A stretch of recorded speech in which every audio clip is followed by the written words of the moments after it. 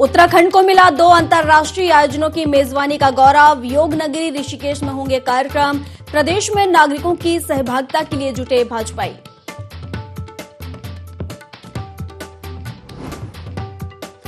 मुख्यमंत्री पुष्कर सिंह धामी आज पहुंचेंगे गांधीनगर। गुजरात के नए मुख्यमंत्री के शपथ ग्रहण समारोह में होंगे शामिल।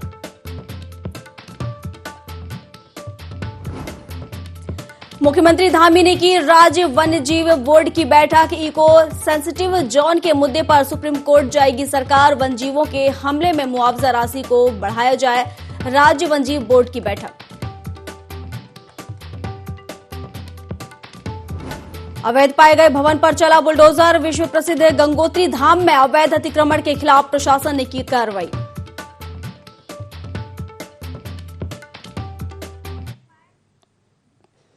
नमस्कार, देवभूमि लाइव में आप सभी का स्वागत है। मैं हूं आपके साथ प्रियंका। चलिए बढ़ते हैं खबरों की ओर। और पहली खबर देहरादून से, जहां मुख्यमंत्री पुष्कर सिंह धामी का गुजरात दौरा है। पुष्कर सिंह धामी आज गांधीनगर पहुंचेंगे।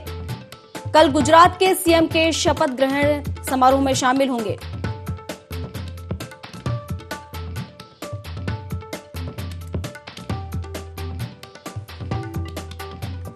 तो ये बड़ी खबर आपको बता रहे हैं, जहां कल गुजरात के सीएम के शपथ ग्रहण समारोह में शामिल होंगे पुष्कर सिंह धामी। गुजरात दौरे पर रहने वाले हैं और आज गांधीनगर पहुंचेंगे। इसके साथ ही कल गुजरात के सीएम के शपथ समारोह कार्यक्रम में भी शामिल होंगे पुष्कर सिंह धामी। तो ये देहरादून से आपको खबर बता रहे हैं, जहां मुख्यमंत्री पुष्कर सिंह धामी दौरे पर रहने वाले हैं। इस दौरान गांधीनगर पहुंचेंगे और कल गुजरात के सीएम के शपथ ग्रहण समारोह में शामिल होंगे। और इस पर अधिक जानकारी के लिए आकाश हमारे साथ जुड़ चुके हैं। आकाश, धामी गांधीनगर पहुंचने वाले हैं और कल शपथ ग्रहण कार्यक्रम में भी शामिल होंगे। तमाम जानकारी दोनों दौरों को लेकर। मुख्यमंत्री पुष्कर सिंह धामी आज गुजरात के दौरे पर रहेंगे और दोपहर बाद वो देहरादून से गुजरात के लिए रवाना होंगे, जहां पर कल गुजरात के नए मुख्यमंत्री का जो शपथ ग्रहण समारोह है उसमें शामिल होंगे। देर शाम तक गांधीनगर पहुंचने का कार्यक्रम है और माना जा रहा है कि गांधीनगर पहुंचने पर कई वरिष्ठ नेताओं से वहां पर मुलाकात कर सकते हैं। जिस तरीके से बीजेपी ने कल का जो गुजरात के नए मुख्यमंत्री का जो शपथ ग्रहण समारोह है उसको लेकर भव्य रूप भी दिया है। तमाम राज्यों के मुख्यमंत्री हो या केंद्रीय मंत्री हो, उसके अलावा वरिष्ठ नेताओं को एक निमंत्रण वहां पर दिया गया था। और उसी क्रम में मुख्यमंत्री पुष्कर सिंह धामी जी गुजरात दौरे पर जा रहे हैं, जहां पर कल गांधीनगर में होने वाले जो शपथ ग्रहण समारोह है मुख्यमंत्री का, उसमें वो शामिल होंगे। बिल्कुल, शुक्रिया आपका तमाम जानकारी के लिए। तो ये बड़ी खबर आपको बता रहे थे, जहां गुजरात दौरे पर रहने वाले हैं, जहां पर शपथ ग्रहण समारोह में शामिल होंगे पुष्कर सिंह धामी। और आपको बता दें कि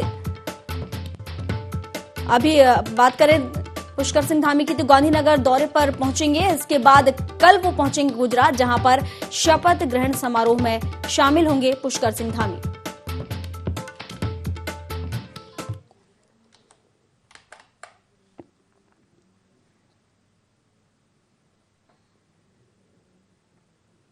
आगे बढ़ते हुए देहरादून की बात कर लेते हैं, जहां G20 के 2 आयोजनों की मेजबानी उत्तराखंड को मिली है। और मई और जून 2023 में ऋषिकेश में ये दोनों आयोजन किए जाएंगे, यानी कि बड़ी मेजबानी मिली है।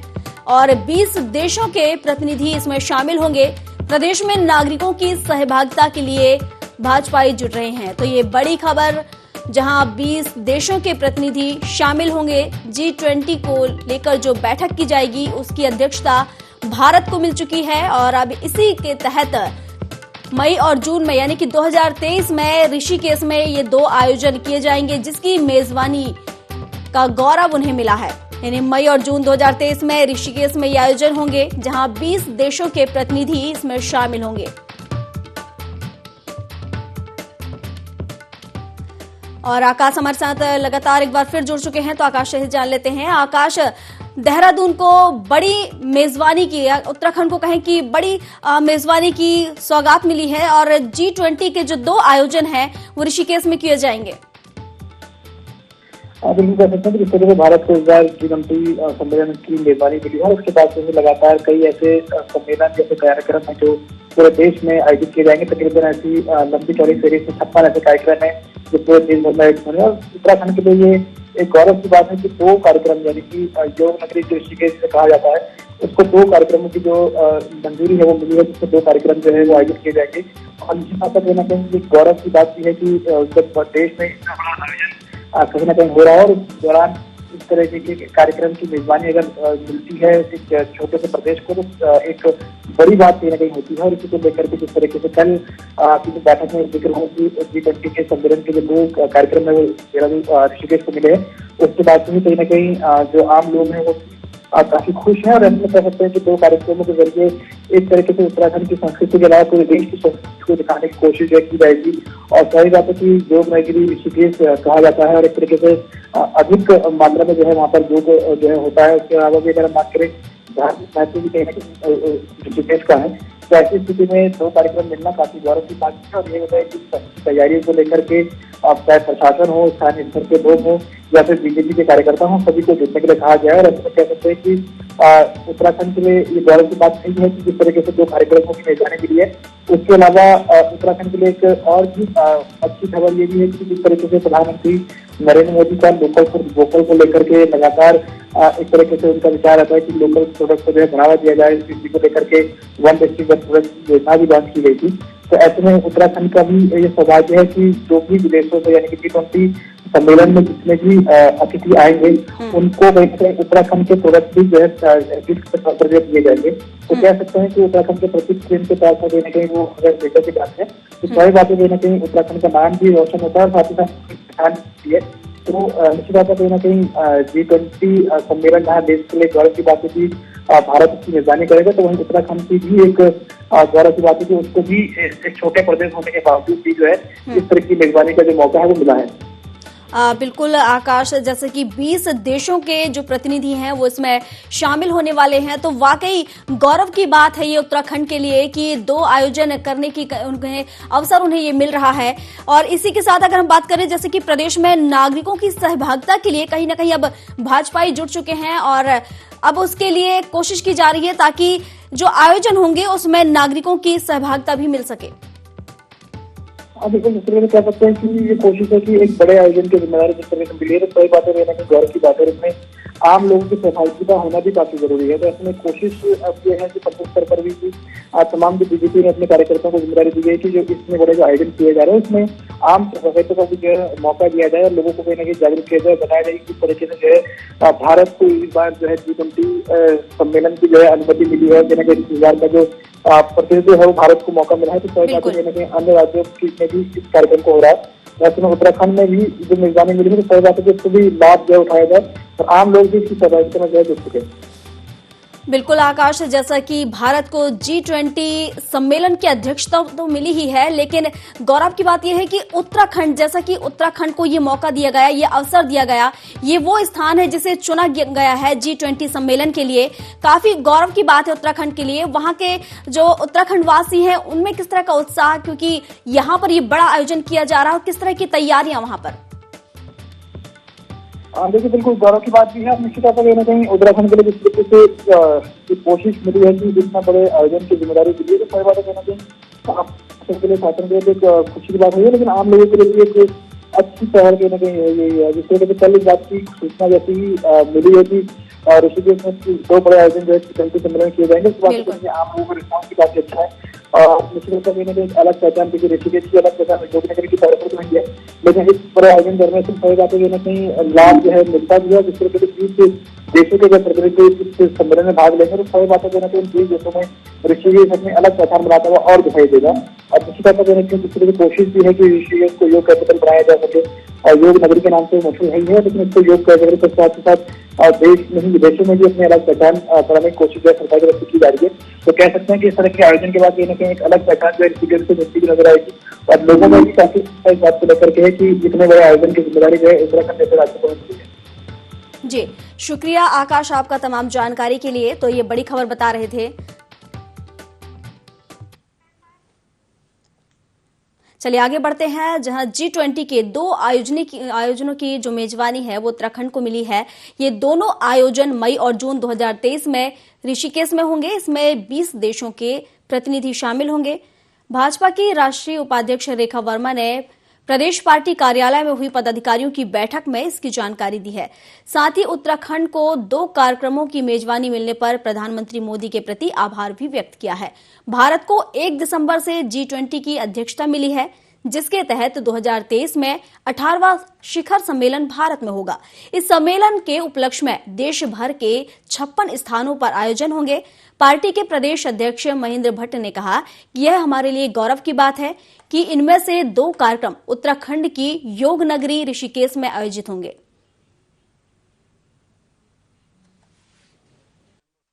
मन की बात का विषय हो, अपना G20 का विषय हो, सरकार का कार्यक्रम है, लेकिन स्वच्छता से लेके और G20 के कार्यक्रम पूरे देश के अंदर 56 नगरों में हो रहे हैं। और मुझे बताते खुशी है कि उत्तराखंड में भी ऋषिकेश में 2 कार्यक्रम इस रूप में हमको मिले हैं और दोनों कार्यक्रम भव्य हो, उसमें सामाजिक और सभी नागरिकों की सहभागिता हो, उस विषय को लेकर भी हम जन जागरण करेंगे। इस विषय का कार्यक्रम ने लिया है। इसके साथ साथ हमने टाइम बाउंड मंडल की हमारी टीम, मंडलों की बैठक, जिलों की बैठक, उसका भी टाइम बाउंड एक कार्यक्रम हमने तैयार किया है, जो हम प्रेस विज्ञप्ति के माध्यम से आप तक पहुंचाएंगे। उधम सिंह नगर में फर्जी अस्पतालों और क्लिनिकों पर प्रशासन की छापेमारी कार्रवाई दूसरे दिन भी जारी रही। इस दौरान अस्पताल और पैथोलॉजी पर कार्रवाई करते हुए सील किया गया। दरअसल जिला अधिकारी युगल किशोर पंत के निर्देश पर प्रशासन कार्रवाई को अंजाम दिया गया। इस दौरान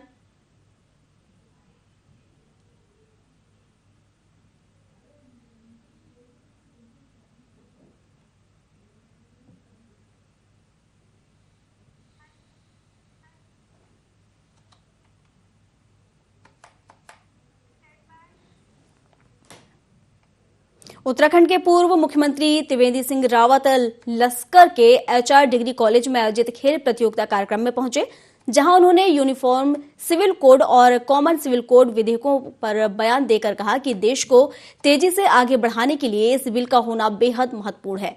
वहीं विधानसभा चुनाव में हिमाचल की हार पर कहा कि हम हार और जीत की समीक्षा करेंगे, जो पार्टी की हमेशा पहली प्राथमिकता रही है और समीक्षा के उपरांत ही कारणों का पता चल पाएगा। इसके बाद खेल प्रतियोगिता पर उन्होंने कहा कि खेलो इंडिया विशेष अभियान के तहत यदि निष्पक्ष तौर पर खिलाड़ियों का चयन होता है तो आगामी 4 से 5 वर्षों में भारत अपना एक विशेष स्थान बनाएगा। देश को अगर तेजी से आगे बढ़ाना है और देश में संभाव रखना है, सद्भावना रखनी है, तो कॉमन सिविल कोड जो बिल है या कॉमन सिविल कोड जो है वो लागू होना चाहिए। तमाम तरह की दिक्कतें आती हैं, तमाम तरह की जो इस देश को एक नहीं होने देना चाहते हैं, ऐसे तत्व तो इसमें सक्रिय होते हैं। और मैं समझता हूँ कि अगर ये बिल पास होता है तो देश का हित होगा। हमने एक विशेष अभियान चलाया कि खेलो इंडिया, अधिकतम जो बच्चे हैं वो खेल प्रतियोगिताओं में भाग लें और उसी में से निष्पक्ष भाव से खिलाड़ियों का चयन किया जाए। और आपने देखा है कि पिछले 3-4 वर्षों में उसके व्यापक परिणाम सामने आए हैं। बीजेपी प्रदेश कार्यालय में बीजेपी पदाधिकारियों की बैठक हुई, जिसमें सीएम पुष्कर सिंह धामी भी शामिल हुए। बैठक में शिरकत करने पहुंचे धामी का बयान सामने आया।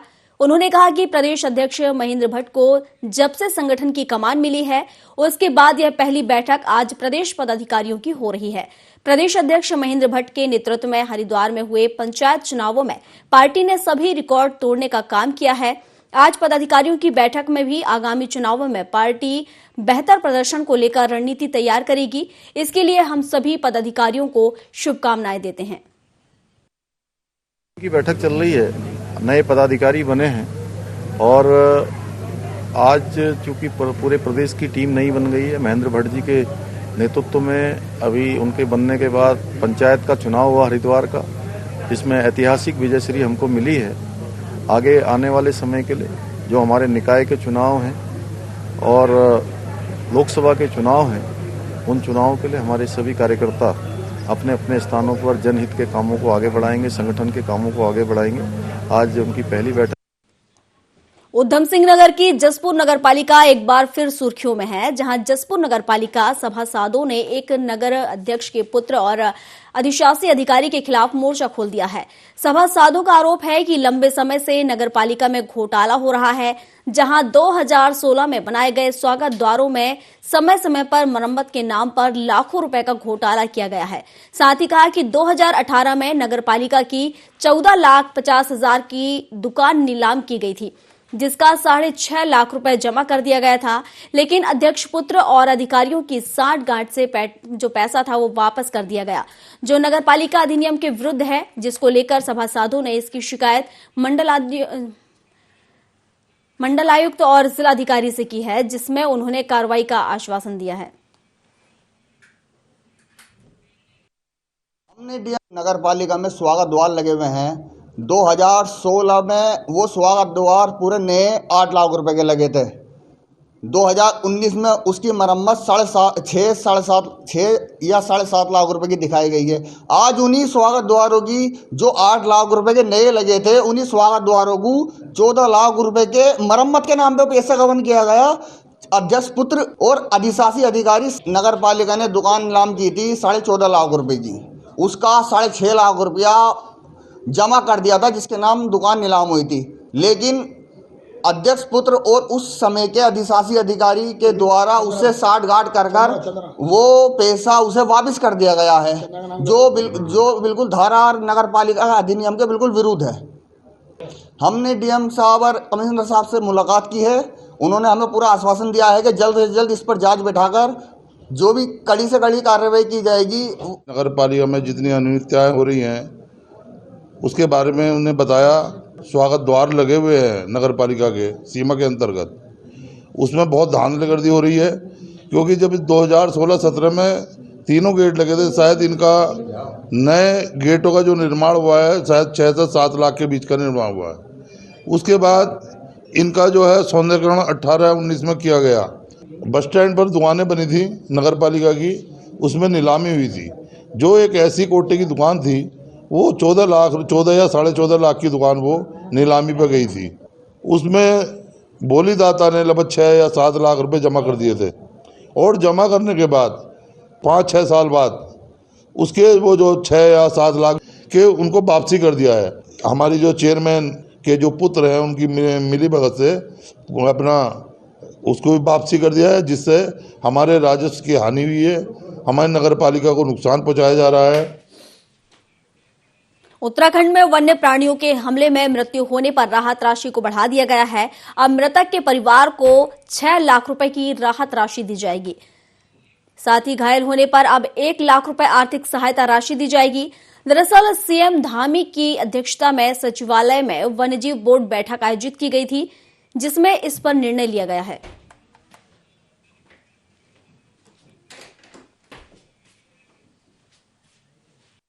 समय समय पर वन्य जीव संघर्ष लगातार यहाँ होता रहा है, और उसको देखते हुए हमने उस राशि को पहले 4 लाख थी 5 लाख किया, और 5 लाख से इसको 6 लाख कर दिया है।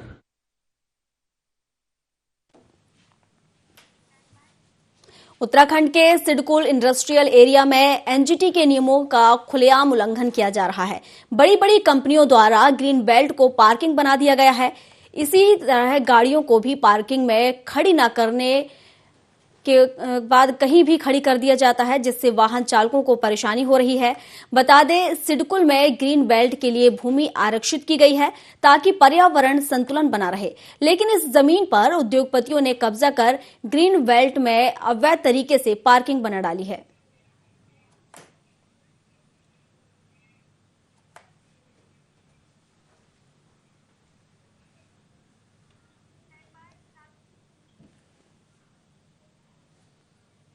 चलिए आगे बढ़ते हैं। चमोली के पीजी कॉलेज गोपेश्वर में 24 दिसंबर को होने वाले छात्र संघ चुनाव को लेकर सरगर्मियां बढ़ गई हैं। दरअसल कोरोना काल के बाद पहली बार छात्र संगठन जो है चुनाव आयोजित होने जा रहे हैं, जिसे लेकर छात्र नेता लगातार कॉलेज के छात्रों से मिलकर प्रचार भी कर रहे हैं। कॉलेज के प्राचार्य प्रोफेसर मनोज उनियाल ने जानकारी देते हुए बताया कि छात्र संघ का चुनाव को लेकर कॉलेज प्रशासन ने अपनी तैयारियां शुरू कर दी हैं। तरीके का चुनाव गोपेश्वर कैंपस में होगा। विद्यार्थी परिषद लगातार 2 वर्षों से जीती आ रही है। इस वर्ष भी विद्यार्थी परिषद पूरे पैनल पर चुनाव लड़ेगी। शासन प्रशासन का धन्यवाद ज्ञापित करते हैं और लगातार कई दिनों से यहाँ पर सभी छात्र संगठन और छात्र नेता और छात्र छात्राएं संघर्ष कर रहे थे, आंदोलन कर रहे थे कि शासन चुनाव शीघ्र हो। और विगत 2 वर्षों से कोविड के चक्कर में शासन चुनाव नहीं हुए हैं और इस वर्ष यहाँ पर प्रशासन द्वारा 24 दिसंबर को शासन चुनाव की तिथि घोषित कर दी है, तो इसमें हम स्वागत करते हैं। और लगातार अब आप महाविद्यालय में देख रहे होंगे कि सभी छात्र नेता जो भी तैयारी कर रहे हैं वो लगातार छात्राओं के बीच बने हुए हैं और उनके लिए काम कर रहे हैं। के द्वारा और विश्वविद्यालय के द्वारा कि 24 दिसंबर को संपन्न हुए निर्वाचन की प्रक्रिया, उसके लिए हम कार्रवाई। रुद्रप्रयाग में मोटर पुल बनने से ग्रामीणों में खुशी का माहौल बना हुआ है। बड़मा से सिलगढ़ पट्टी को जोड़ने के लिए 90 मीटर लंबे मोटर पुल निर्माण किया जाएगा। वहीं ग्रामीणों ने बताया कि मोटर पुल निर्माण की मांग को लेकर 3 दशक से संघर्ष कर रहे थे और अब जखोली ब्लॉक की दोनों पट्टियां सीधे केदारनाथ राष्ट्रीय राजमार्ग से जुड़ सकेंगी। विधायक रुद्रप्रयाग भरत सिंह चौधरी ने कहा कि डबल इंजन की भाजपा सरकार बेहतर सामंजस्य के साथ कार्य कर रही है, जिसकी वजह से संभव हो पाया है।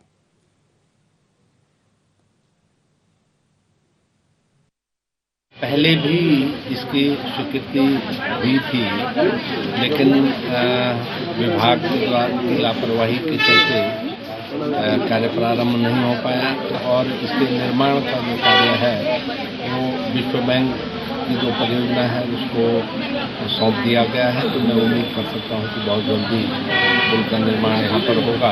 पुल की स्वीकृति हुई है जो कि हमारे 2 पट्टी को जो बड़मा पट्टी सिल्ली से बड़मा पट्टी तक जो बहुत दिक्कतें होती हैं, हमको सामान ढूंढना पड़ता है। सिल्ली से ऊपर जाने तक 2-2.5 किलोमीटर, बच्चों को भी दिक्कतें आती है स्कूल जाने में। हम तो बहुत पहले दिन से पुल जरूरत है हमारे, मतलब मेरे मकान जिंदगी पर और दूर ना सबकी गाड़ियां हैं वो नीचे जब आप है ना तो सो पर आप है हमारी गाड़ी पार सड़क में खड़ी है, इसलिए हम तो यहाँ ये वजह से हम तो पुल जाना बोल चला गाड़ी पुल हम तो बहुत खुश से आज हम यहाँ हम चागा ग्राम सभा बहुत परेशान थे और चौधरी जी हम तो पुल दिए थे हम बेटी गाड़ी की समस्या अब तो सकेणो भी नहीं छो।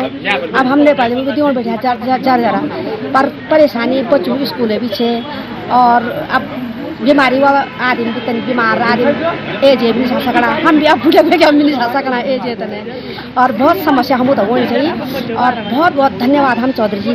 हमारे बच्चों को बहुत दिक्कत हो रही है स्कूल जाने में और सुबह उठने पड़ रहा है और कभी लेट भी हो जाती है और बच्चों को बहुत दिक्कत है। छोटे बच्चों को सुबह उठना पड़ता है, फिर सर्दी में आजकल।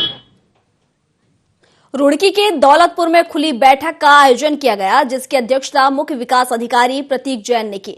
बैठक में सीडीओ हरिद्वार ने ग्रामीणों की समस्याओं को सुनकर उनका निस्तारण किया।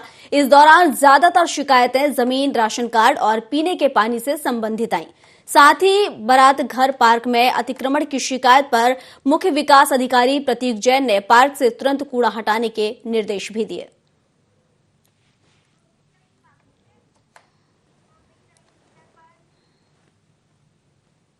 देवभूमि लाइव में फिलहाल के लिए बस इतना ही। आप बने रहिए हमारे साथ। नमस्कार।